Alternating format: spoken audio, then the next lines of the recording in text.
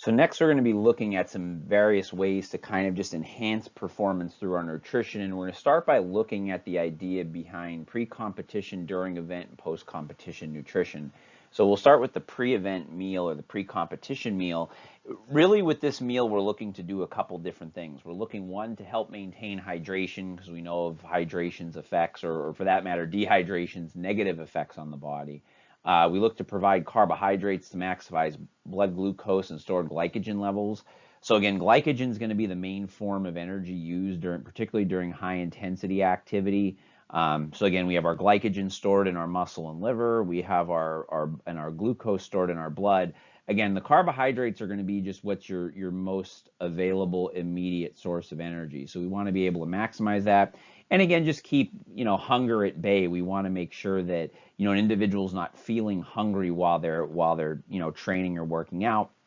And really, when you're looking at your main factors as it relates to the pre-competition meal, you look at a couple different things. You look at, one, the timing of the event, the meal and fluid composition that you're taking in, the event or the sport that you're going to be partaking in, and just you also have to look at preferences. Again, within all of this, no matter what you do, you have to find something that the individual is going to enjoy eating, and that it doesn't cause stomach upset or cause problems for them. So we're going to kind of take a look at, again, all of the things that we're talking about, again, are general guidelines.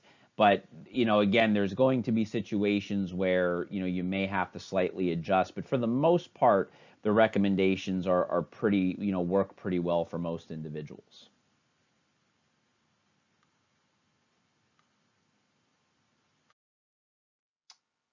Okay, so looking further at the pre-competition meal, one of the main things you want to do is minimize gastrointestinal issues. So again, all in all, the overall benefit of eating is going to come from just day-to-day dietary practices. But we know that eating something within a certain time frame, again, has some benefits to it. So again, one of the things you want to do is maybe try food in practice first. So again, try different foods prior to activity where maybe the stakes aren't as high, maybe not necessarily before a contest.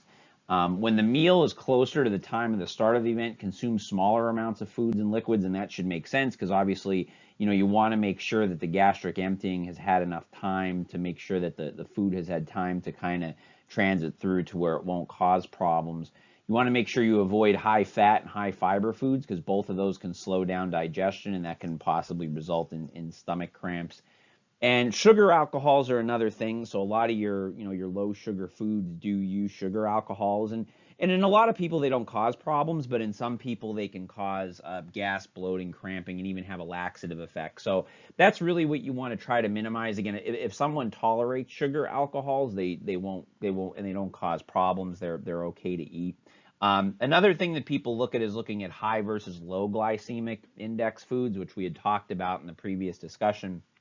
And research actually doesn't indicate, as far as the pre-competition meal, whether one's necessarily better than the other. So that's an important thing to note, that in the pre-competition meal, high, low glycemic carbs doesn't necessarily have a major difference. So that'll be a slightly different thing when we talk about post-competition and recovery nutrition, and I'll mention that when that discussion takes place.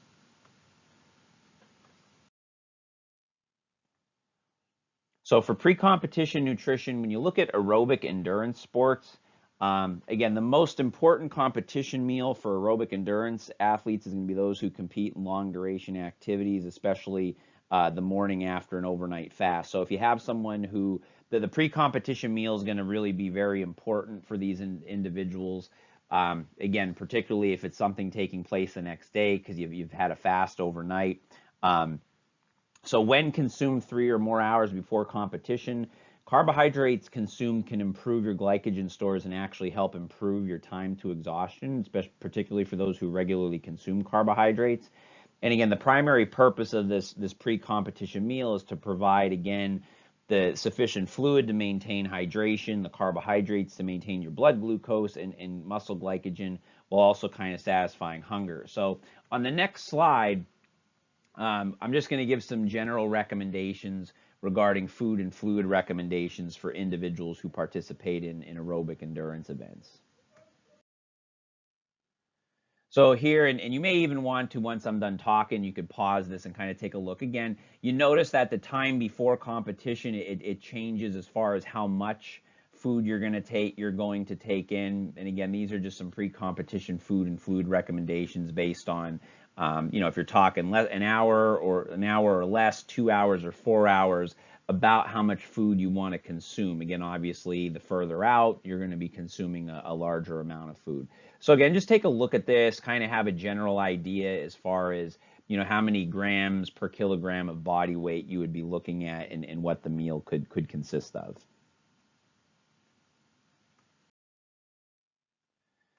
So looking further at the pre-competition nutrition, there's the idea of carbohydrate loading. And some endurance athletes have utilized this. So this is a technique used to enhance muscle glycogen before aerobic endurance events, and as we know that the depletion of muscle and liver glycogen can lead to fatigue.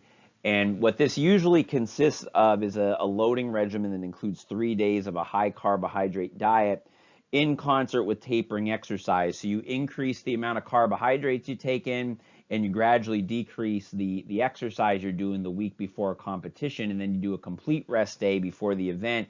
The idea is that you'll maximize your glycogen stores by doing this. And it is an effective strategy to maximize glycogen stores. And however, they suggest that athletes consume 8 to 10 grams of carbohydrate per kilogram of body weight to have a benefit. So that would be during your loading phase. And they actually recommend higher intakes for marathon runners. So particularly 36 to 48 hours prior to the event. So they actually up that to 10 to 12 grams per kilogram of body weight. And they do tend to see a difference in this with males versus females, and that's likely due to females typically consuming fewer calories in their diet.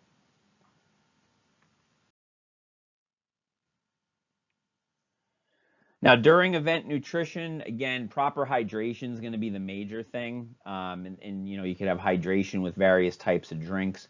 So again, proper hydration is going to be essential for performance. You want to make sure that athletes are also hydrating themselves several hours before, just to make sure that, one, they get adequate fluid absorption and also urine output. So they kind of have that good hydration. So again, you have to make sure you're hydrating in the hours prior to an event.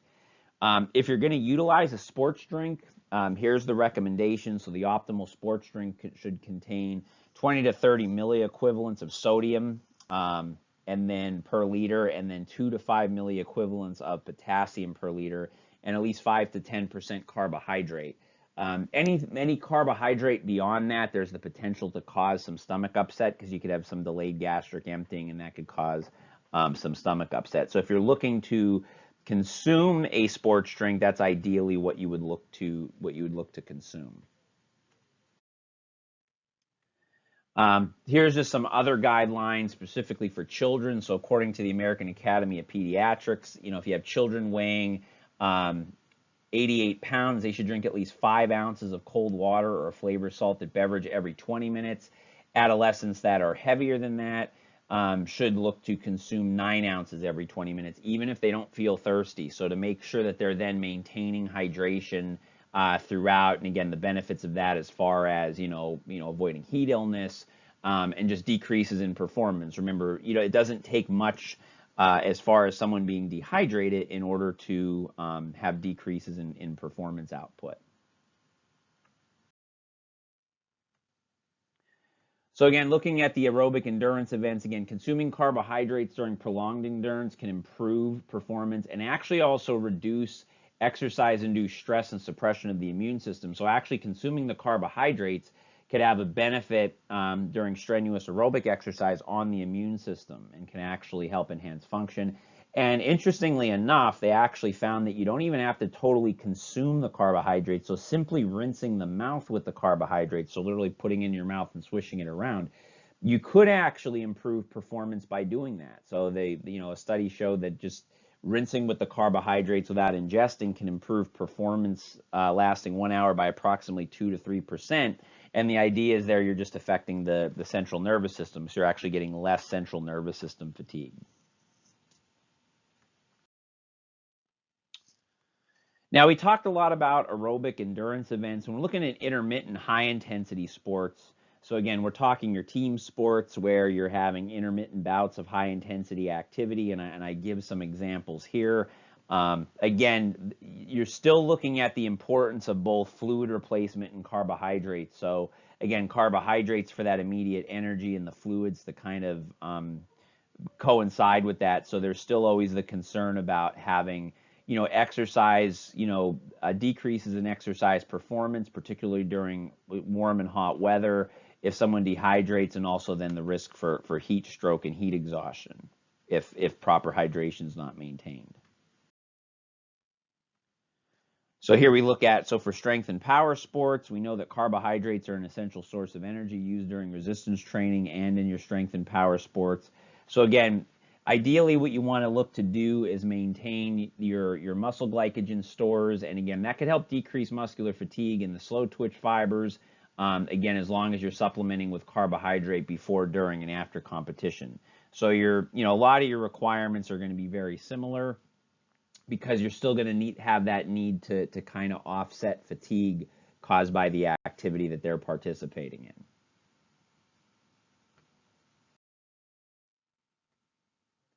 So post-competition nutrition, now here's where we look at recovery being a really important factor.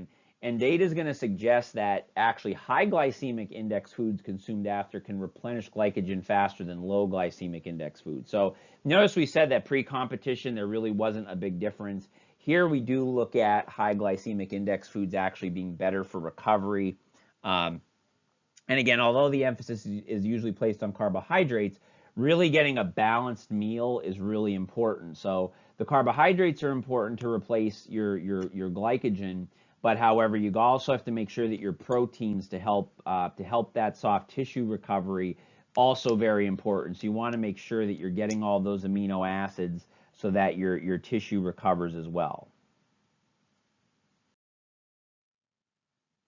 So with your post-competition nutrition, aerobic endurance events, again, replenish your carbohydrates, particularly when you're looking at if you have a training session coming up or another competition and you want to make sure you have enough protein to build and repair tissue.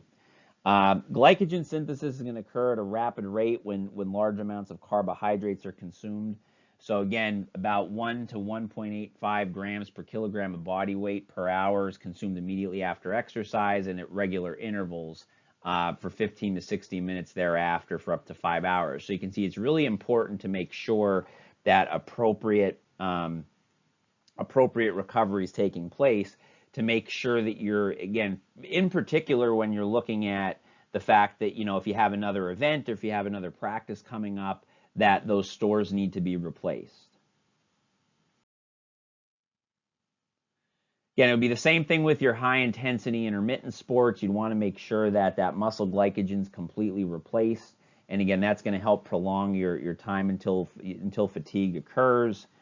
And again, you want to make sure that you're getting good post-exercise protein consumption as well, because that's going to help to decrease some of your markers of muscle damage. So again, in both cases, we're looking at making sure not only are your carbohydrates getting replaced, but you're also consuming adequate amounts of protein in order to allow that recovery to take place.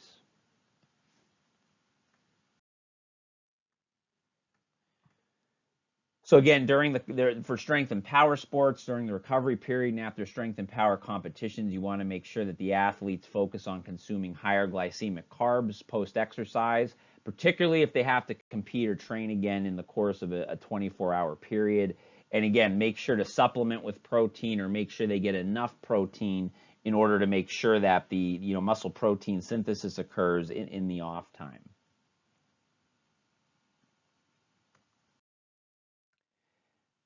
When we look at concurrent training, so this is when we're going back-to-back sessions with doing, say, for instance, taking a strength training routine and doing endurance right after. So we know that there is a degree of an interference effect when you do endurance exercise combined with strength training in back-to-back sessions. So for instance, if you do strength training and then do endurance training right after that, you actually get blunts in strength gains compared to just strength training alone.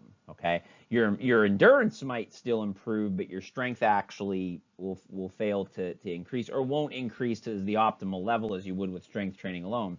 However, we do find that if you consume a carbohydrate after the endurance exercise and pre-lift, it can actually help suppress skeletal muscle breakdown. So if you are going to do concurrent training where you're going back to back, you actually get a performance benefit, particularly from a strength and muscle building perspective, if you consume a carbohydrate both pre-lift and in the post-exercise period. And again, for optimal muscle remodeling, whether it be for this or just in general, you want to make sure you're consuming at least 20 to 30 grams of protein per meal, and the meal should be eaten every 3 to 4 hours. Again, as I talked about, pre-competition, during event, post-competition nutrition, all that's great, but you also want to make sure that all of your other meals have the appropriate nutrition with them so that, again, all in all, your body's able to completely recover.